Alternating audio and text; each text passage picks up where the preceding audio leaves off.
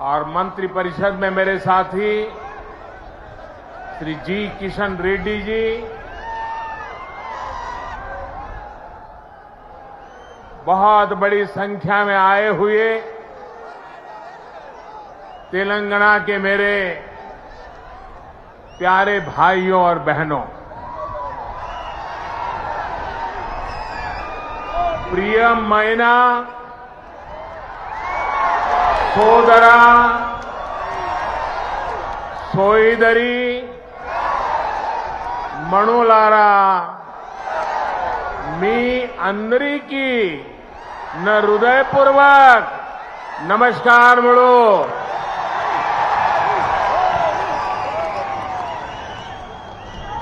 महान क्रांतिकारियों की धरती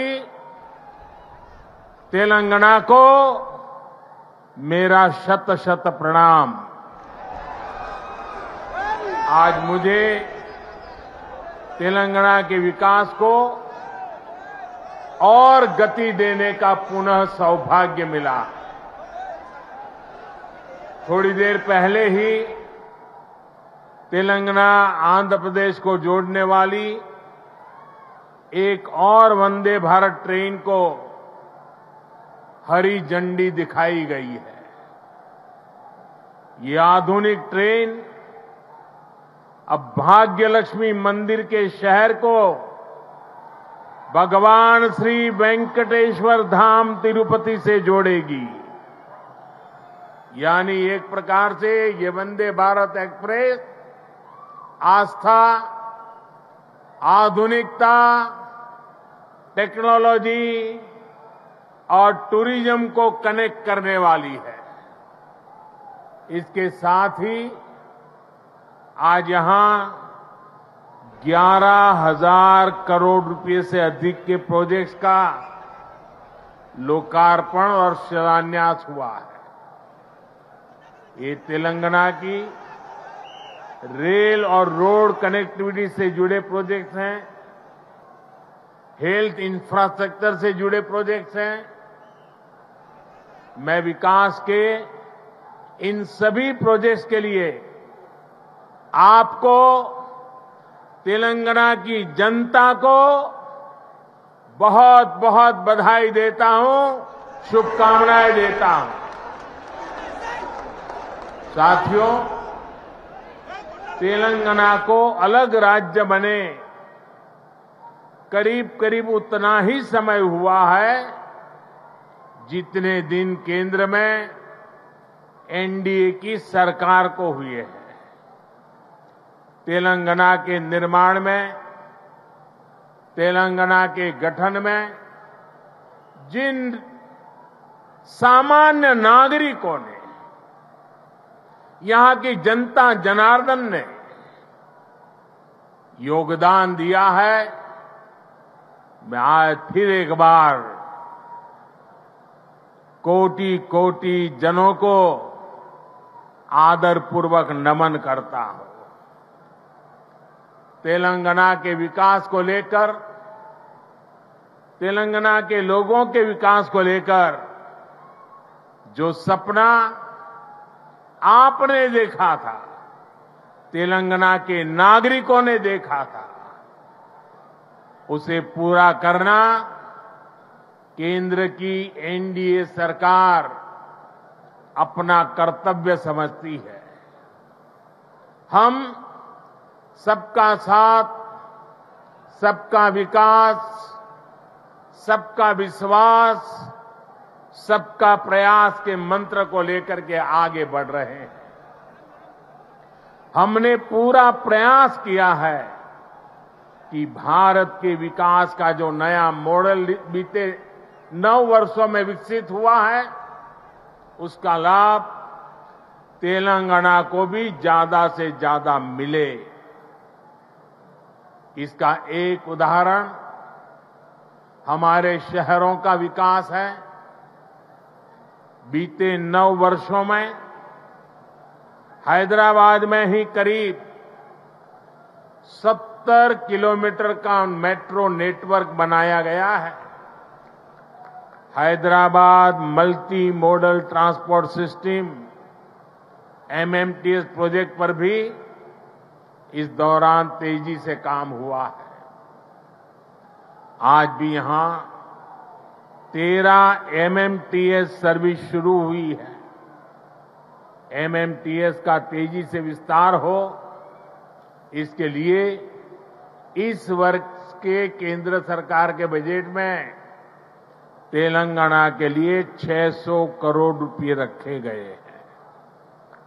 इससे हैदराबाद, सिकंदराबाद सहित आसपास के जिलों के लाखों साथियों की सुविधा और बढ़ेगी। इससे नए बिजनेस हब बनेंगे, नए इलाकों में इन्वेस्टमेंट होना शुरू होगा।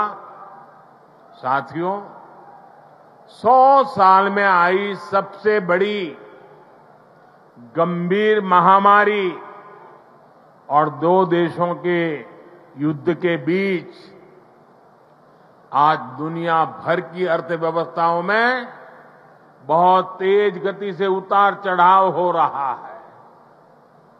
इस अनिश्चितता के बीच भारत दुनिया के उन देशों में से एक है जो अपने इंफ्रास्ट्रक्चर को आधुनिक बनाने के लिए रिकॉर्ड निवेश कर रहा है। इस साल के बजट में भी 10 लाख करोड़ रुपए आधुनिक इंफ्रा के लिए अलॉट किए गए हैं। आज का नया भारत, 21वीं सदी का नया भारत तेजी से देश के कोने कोने में मॉडर्न इंफ्रा बना रहा है।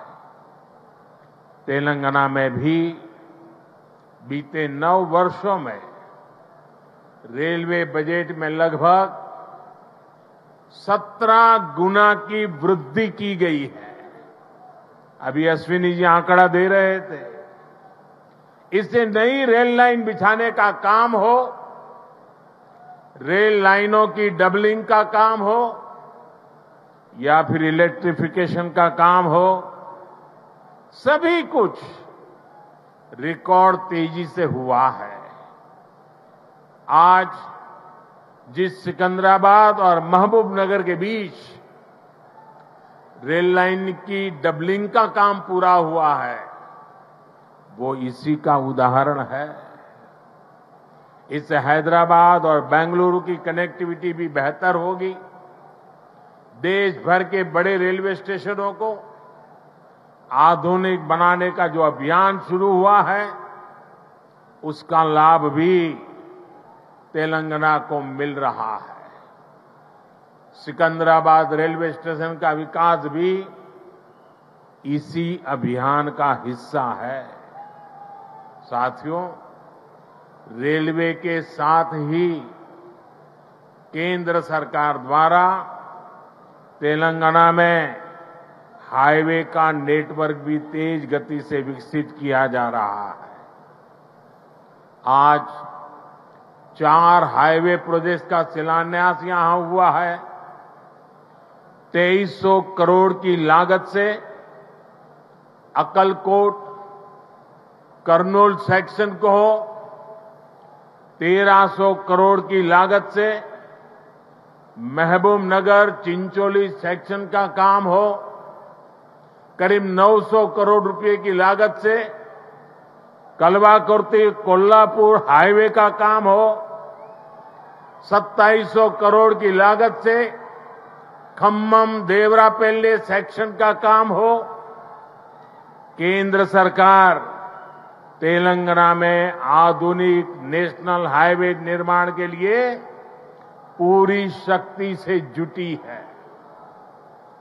केंद्र सरकार के निरंतर प्रयास की वजह से आज तेलंगाना में नेशनल हाईवे की लंबाई 2 गुनी हो चुकी है। साल 2014 में जब तेलंगाना का निर्माण हुआ था, तब यहां 2500 किलोमीटर के आसपास नेशनल हाईवे थे। आज तेलंगाना में नेशनल हाईवे की लंबाई बढ़कर के 5,000 किलोमीटर पहुंच गई है। इन वर्षों में केंद्र सरकार ने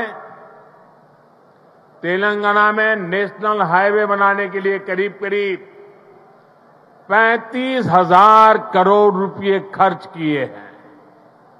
इस समय भी तेलंगाना में 60,000 करोड़ रुपए के रोड प्रोजेक्ट्स पर काम चल रहा है। इसमें game changer Hyderabad ring road का प्रोजेक्ट भी शामिल है। साथियों, केंद्र सरकार तेलंगाना में इंडस्ट्री और खेती दोनों के विकास पर बल दे रही है। टेक्सटाइल ऐसा ही उद्योग है जो किसान को भी और मजदूर को भी दोनों को बल देता है। हमारी सरकार ने देश भर में 7 मेगा टेक्सटाइल पार्क बनाना तय किया है। इनमें से एक मेगा टेक्सटाइल पार्क तेलंगाना में भी बनेगा। इससे युवाओं के लिए नए रोजगार का निर्माण होगा।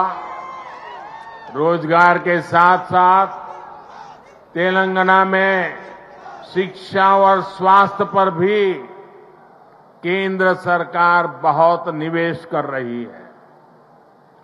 तेलंगाना को अपना एम्स देने का सौभाग्य हमारी सरकार को मिला है। एम्स बीबी नगर से जुड़ी अलग अलग सुविधाओं के लिए भी आज काम शुरू हुए हैं। आज के ये प्रोजेक्ट तेलंगाना में ease of travel, ease of living और ईज ऑफ डूइंग बिजनेस तीनों को बढ़ाएंगे। हालांकि साथियों, केंद्र सरकार की इन कोशिशों के बीच मुझे एक बात के लिए बहुत पीड़ा है, बहुत दुख होता है, दर्द होता है। केंद्र के ज्यादातर प्रोजेक्ट्स में राज्य सरकार से सहयोग न मिलने के कारण हर प्रोजेक्ट में देरी हो रही है, विलंब हो रहा है। इससे नुकसान तेलंगाना के लोगों का, आप लोगों का हो रहा है। मेरा राज्य सरकार से आग्रह है कि वो विकास से जुड़े कार्यों में कोई बाधा न आने दे, विकास के कार्यों में तेजी लाएं। भाइयों और बहनों, आज के नए भारत में देशवासियों की आशाएं, आकांक्षाएं, उनके सपने पूरे करना हमारी सरकार की प्राथमिकता है। हम दिन रात मेहनत करके इसी कोशिश में जुटे हैं, लेकिन कुछ मुट्ठी भर लोग विकास के इन कार्यों से बहुत बौखलाए हुए हैं।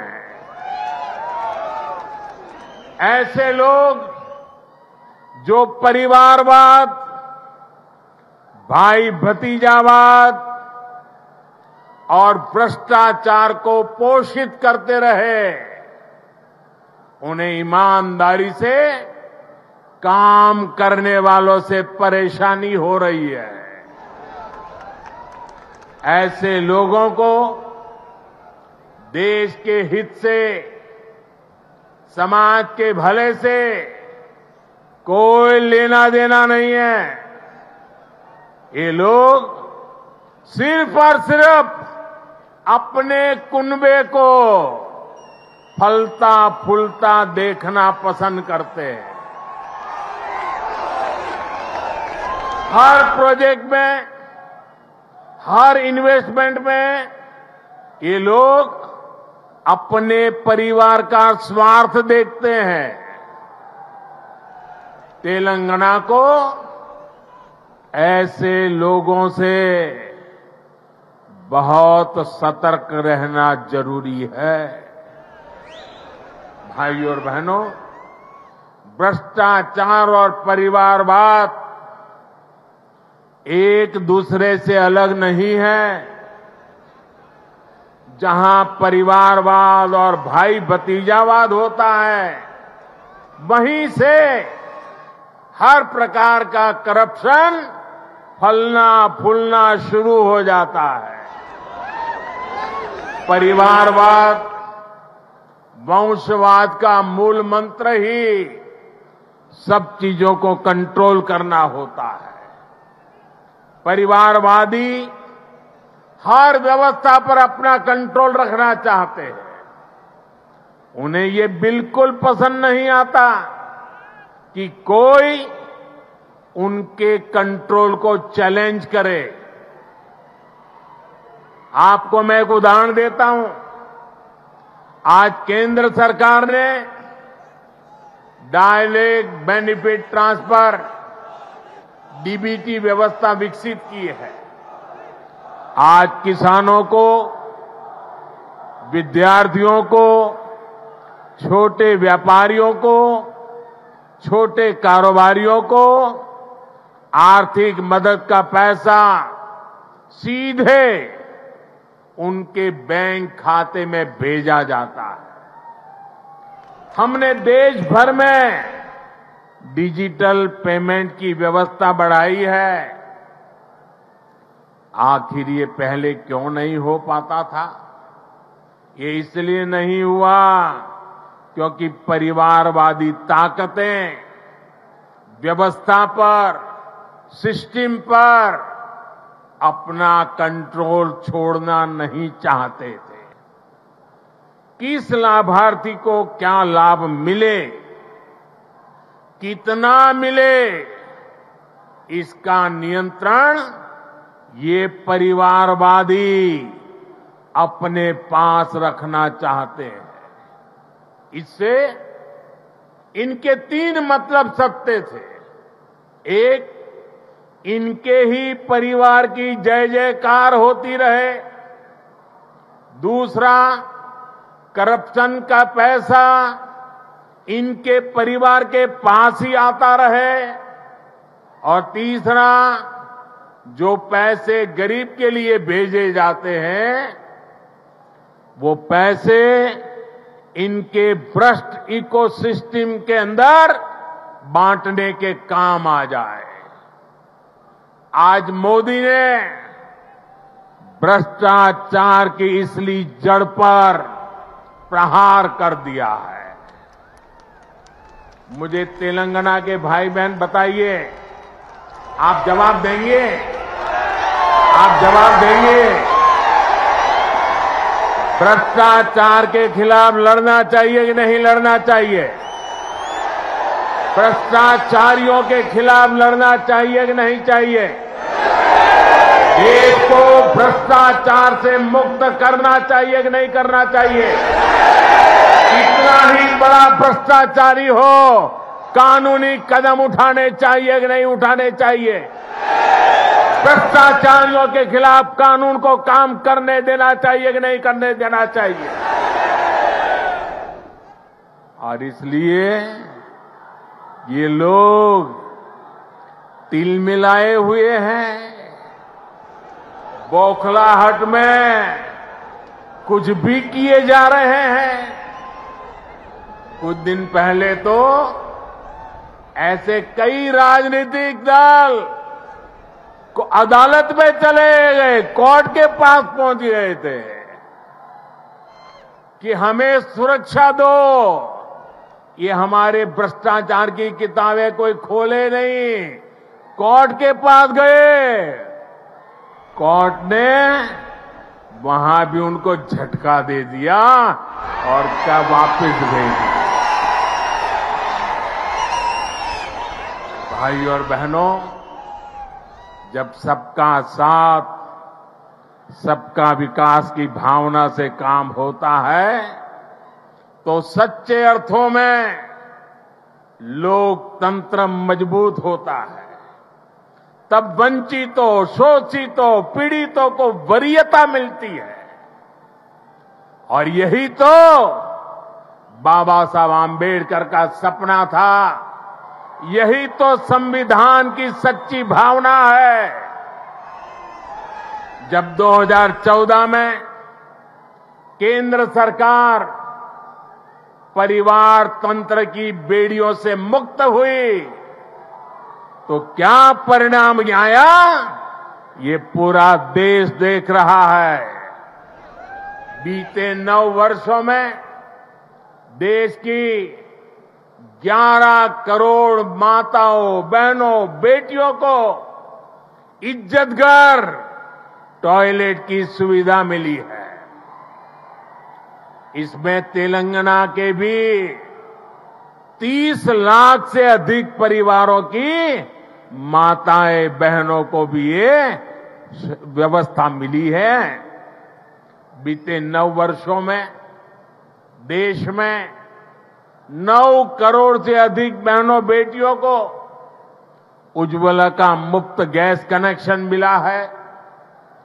तेलंगाना के 11 लाख से अधिक गरीब परिवारों को भी इसका लाभ मिला है।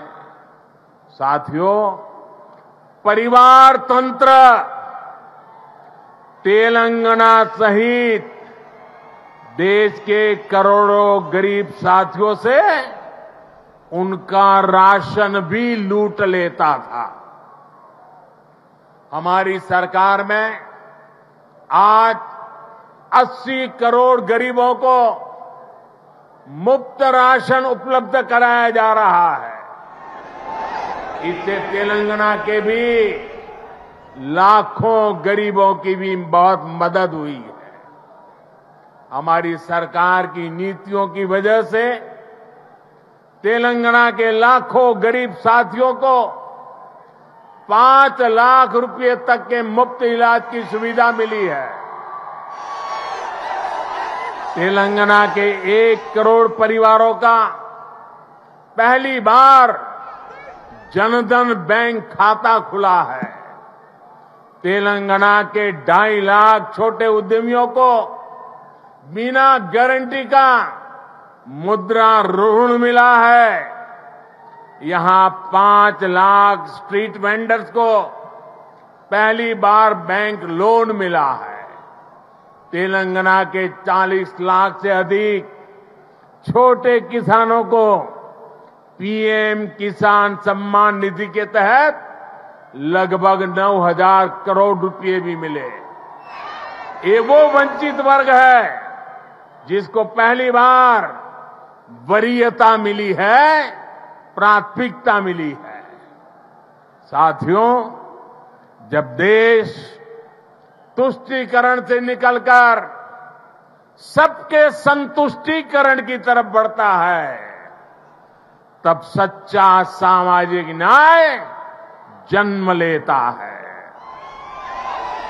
आज तेलंगाना सहित पूरा देश संतुष्टीकरण के रास्ते पर चलना चाहता है, सबका प्रयास से विकसित होना चाहता है। आज भी तेलंगाना को जो प्रोजेक्ट मिले हैं वो संतुष्टीकरण की भावना से प्रेरित है, सबका विकास के लिए समर्पित है। आजादी के अमृत काल में विकसित भारत के निर्माण के लिए तेलंगाना का तेज विकास बहुत जरूरी है। आने वाले 25 साल तेलंगाना के लिए भी बहुत महत्वपूर्ण है। तेलंगाना के लोगों को तुष्टीकरण तथा भ्रष्टाचार में डूबी हर ताकतों से, ऐसी हर ताकतों से दूर रहना ही तेलंगाना के भाग्य को निर्धारित करेगा। हमें एकजुट होकर तेलंगाना के विकास के सारे सपनों को पूरा करना है। इन सारे प्रोजेक्ट्स के लिए एक बार फिर तेलंगाना के मेरे प्यारे भाइयों बहनों को मैं बहुत बहुत बधाई देता हूं। ये मेरे लिए अत्यंत संतोष की बात है, इतनी बड़ी तादाद में तेलंगाना के उज्जवल भविष्य के लिए, तेलंगाना के विकास के लिए आप हमें आशीर्वाद देने के लिए आए हैं। मैं आपका हृदय से आभार व्यक्त करता हूं। बोलिए भारत माता की, भारत माता की, भारत माता की। बहुत बहुत धन्यवाद।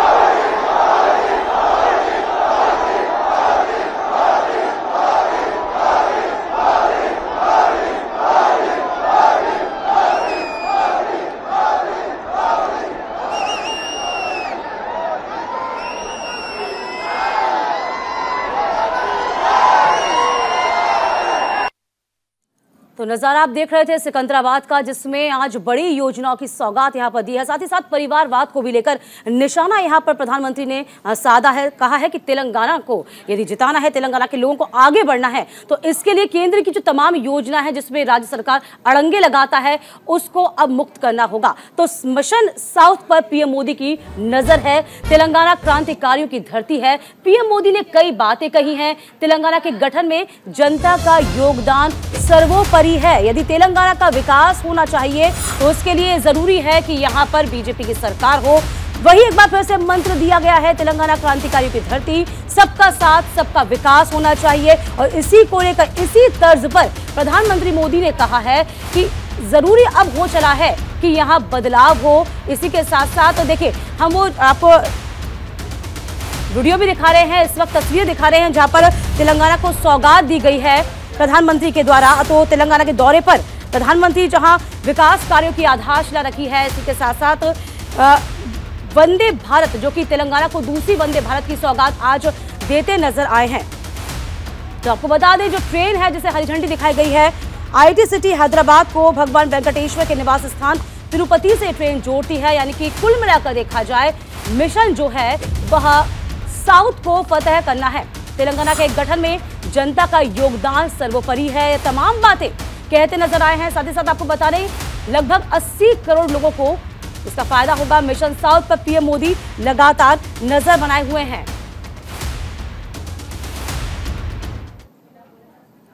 इधर न्यूज इंडिया पर खबरों का सिलसिला लगातार जारी रहेगा। वक्त एक छोटे से ब्रेक का हुआ है, फौरन लौटेंगे हम।